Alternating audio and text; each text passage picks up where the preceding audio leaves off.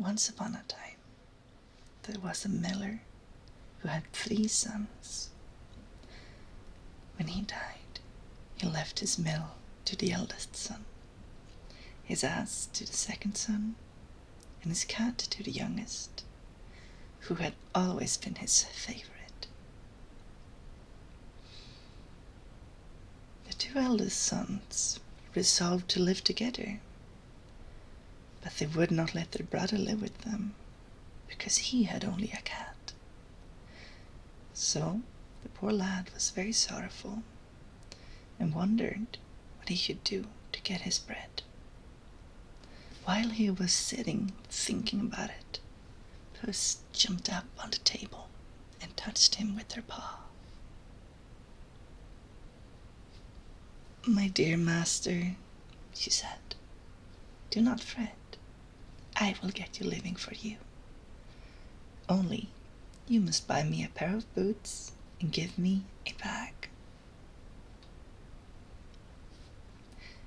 The miller's son had very little money, but he thought it was such a wonderful thing to hear a cat talk that he could not refuse her request. So he took Puss to the shoemaker's and got him to make her a very small pair of boots, and then he gave her a nice large bag. Now, not far from the mill there was a rabbit warren, and Puss resolved to catch some rabbits for dinner. So she put some lettuce leaves and fine parsley into her bag and went into the warren, then held the bag very quietly open, hiding herself behind it. And the little greedy rabbits, who knew no better, ran into it to have a feast. Directly they were safe in, Puss pulled the string of the bag and carried them off to her master.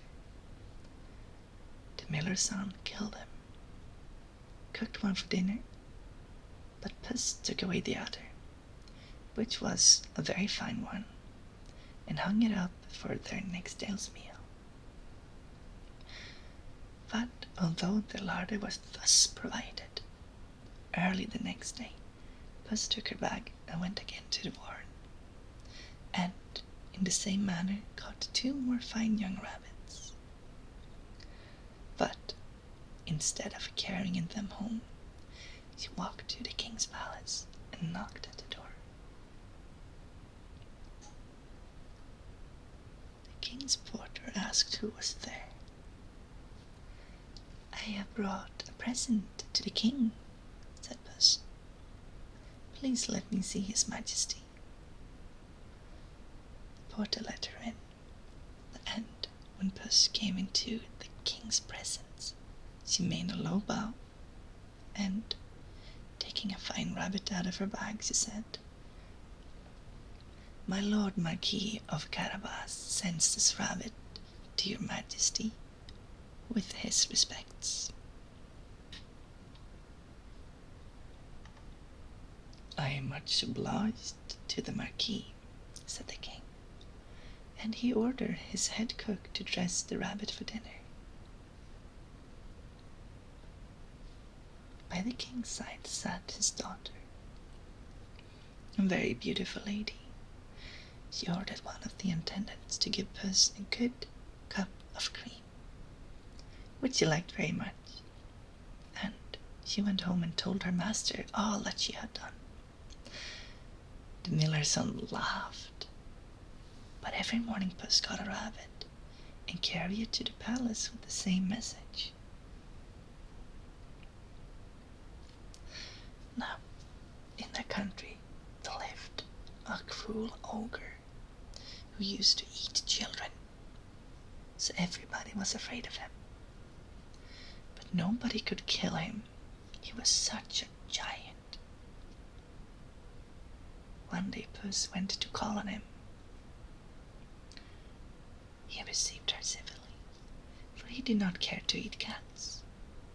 So Puss sat down and began to talk. "I hear," she said, "great ogre, that you are so clever. You can turn yourself into any creature you please." "Yes, I can," said the ogre.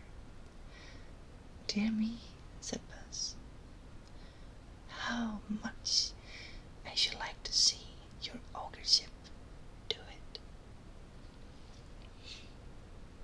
Then the ogre, who liked to show how clever he was, turned himself into a lion and roared so loudly that Puss was quite frightened and jumped out of the way. He then changed back into an ogre.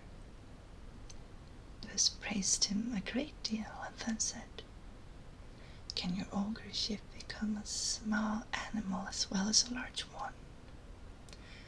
"Oh, yes," said the vain ogre. He changed himself into a little mouse. Directly Puss saw him in his form, she jumped at him and killed him on the spot. Then Puss ran home and bade her master to go and bathe in the river, and he should see what she had done for him.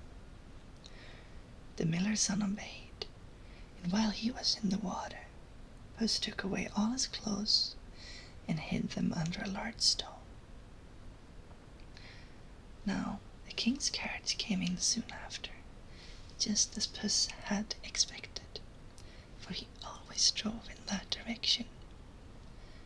And directly she saw it, she began to cry very loudly, "Help, help, for my lord the Marquis of Carabas." The king put his head out and asked what was the matter.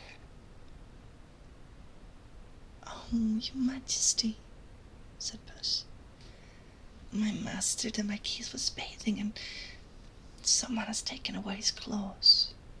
He will catch the cramp and be drowned." Then the king ordered one of his attendants to ride back to the palace and get a suit of his own clothes for the Marquis, who had so often sent him gifts, he said. And when they were brought, Puss took them to her master and helped him to dress in them. The miller's son looked quite like a gentleman in the king's clothes. He went to thank his majesty for them. The king asked him to get into the coach, and he would drive him home. The Puss told the coachman where to go, and ran on before and came to some reapers. "Reapers," she said, "if the king asks you whose field this is, say it belongs to the Marquis of Carabas. If you don't say so, you shall be chopped up as small as mince meat." The reapers were so frightened that they promised to obey her. And she ran on and told all the other laborers on the road to say the same. So when the king asked, "To whom do these fine fields belong?" the reapers answered, "To the Marquis of Carabas." The herdsmen said the same of the cattle, and the king, turning to the miller's son, said, "My lord, you have fine property." But all had belonged really to the ogre, for it was to his castle the cunning cat had told the coachman to drive. At last the coach stopped at the ogre's castle, and Puss came out, and bowing very loudly, he said, "Your Majesty and the princess are welcome to the castle of my lord Marquis of Carabas."